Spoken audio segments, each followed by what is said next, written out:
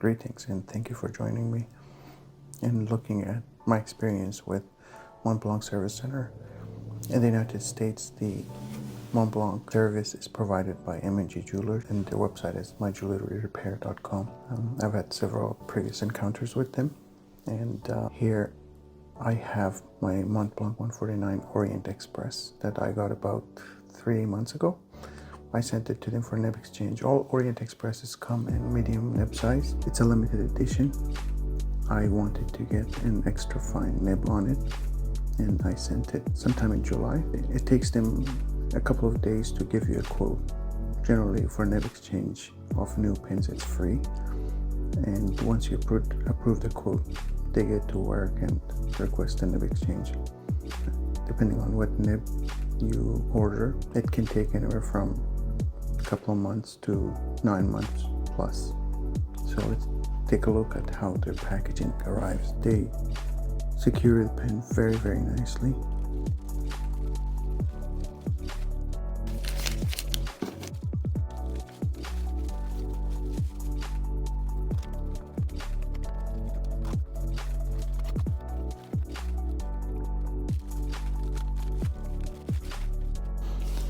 They usually send you whatever you sent the pen in.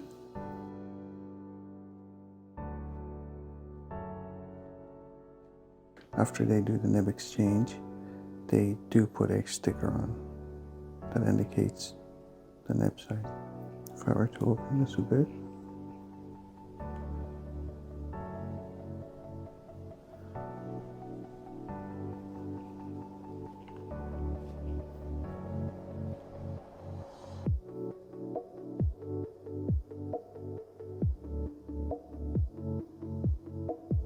yeah, so the piston assembly is intact without any major scratches or anything. They're generally very, very good with handling the pens and do it without causing any issues with the nib and the feed in the body of the pen.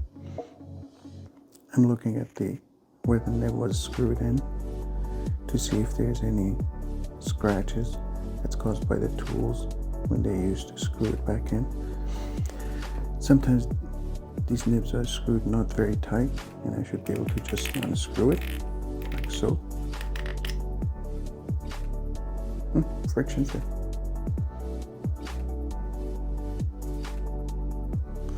Okay, and you see that it's pretty clean. Nice and clean, modern style feed. It's very clean. It seems like even if they tested it out, they cleaned it off.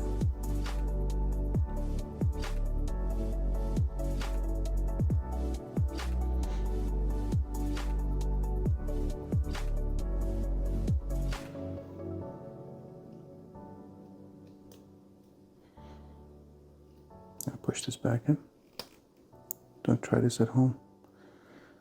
Some of the older styles pens, if you screw it like that, if you try to remove it like that, you can cause some major damage. The newer pens are actually friction fitted, and that includes the calligraphy pens. I actually thought I would be able to just twist off the nib section with this, but I guess it's not that snugly put in. Looking at the nib, I see that it's very well put together. The grip section made it through the repair without any major imperfections. I think I did an okay job in putting the nib back together.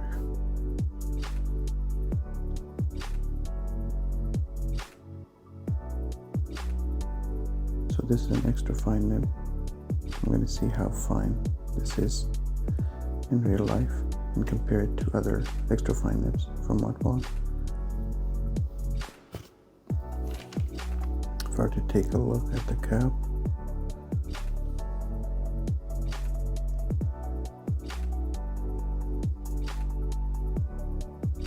usual markings of Montblanc. This is kind of etched, it seems like, and then there is like some kind of paint that's applied to it. I fully anticipate this to wear off over time. And I anticipate this to not take long to wear off.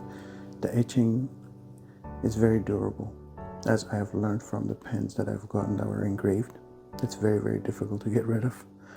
But the paint that they put in there, I'll see how durable that is. I intend to use this pen as a daily writer, so maybe I'll do an update in about a year or so and see where we stand.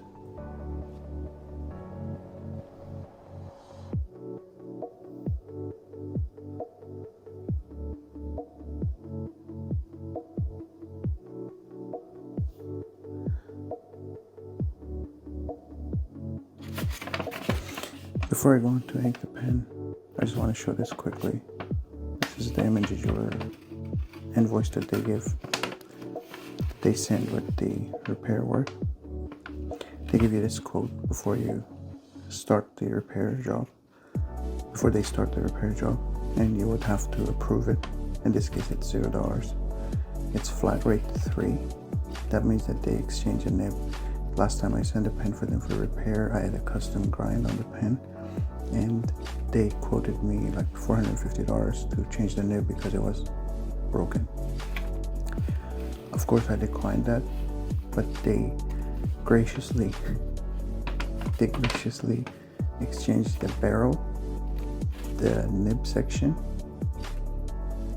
the feed, and the piston mechanism for me for about $99. I think with tax and shipping it cost me $130 to $140.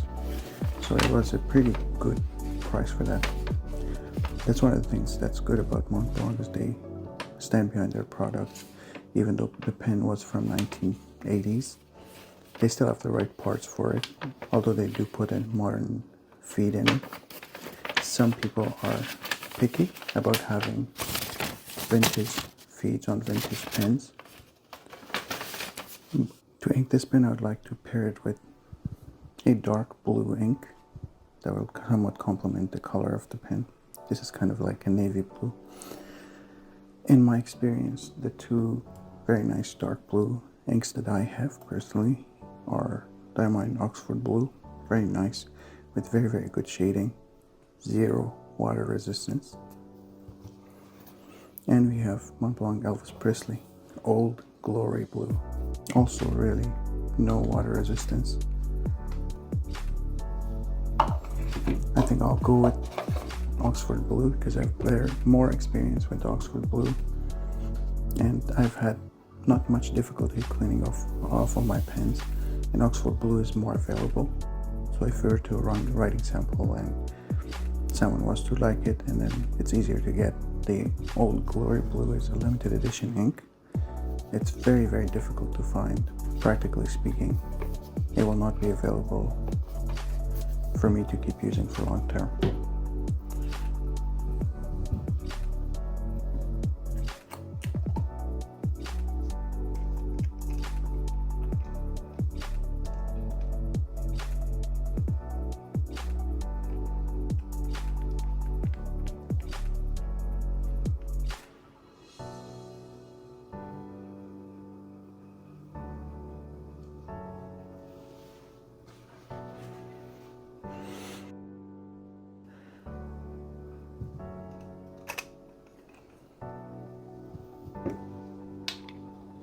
And we will do our writing sample on a Rhodia ADGSM lined paper.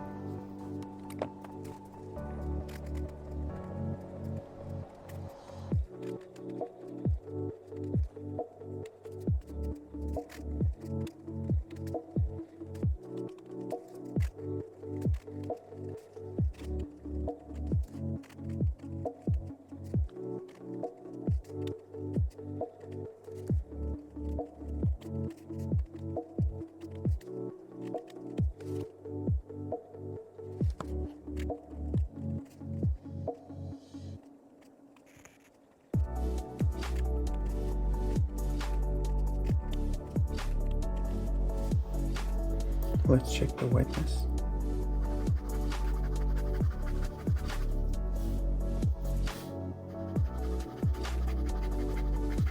I love this Oxford blue color. I just wish it was a little bit water resistant. It would make a great work ink. Line variation. There's some, I'm actually surprised to see that you get a little bit of line variation with extra fine nib from Montblanc 149.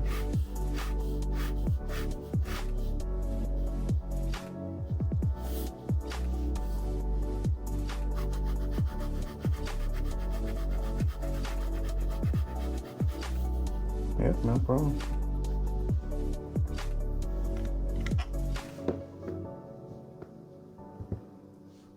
Let's now compare this with a modern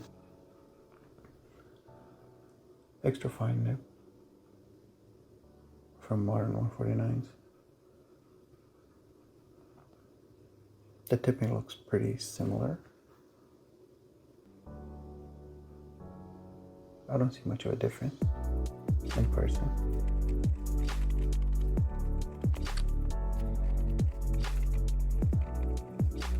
The writing looks a little bit thicker on the Orient Express extra fine compared to the modern extra fine nib. I suspect that difference is accounted for by Diamine Oxford blue ink being a little bit more wet compared to Montblanc Midnight blue ink. Otherwise, they seem pretty comparable. And if we were to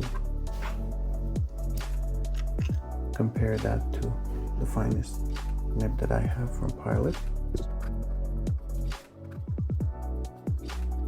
with the posting nib,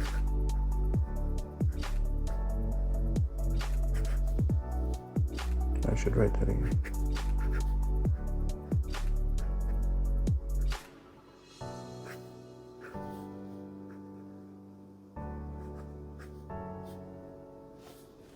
So the Pilot is a lot finer for normal printing and cursive writing.